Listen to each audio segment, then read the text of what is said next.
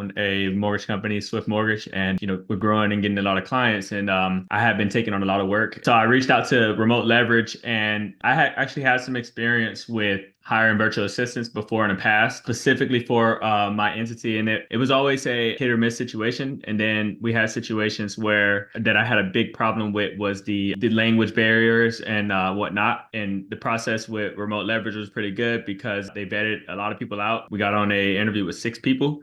And I only came in trying to hire one. And I told Adam, I need to start. I don't want anybody else to get on an interview with one of the specific virtual assistants. So I ended up hiring two at that one first time interview. And it was great. I'm also looking forward to continue to do business because it's a company I can trust that will continue to take the legwork off of me hiring somebody. The people that I got were really, really talented and skillful, and I'm lucky to have worked with Remote Leverage to get them over to me.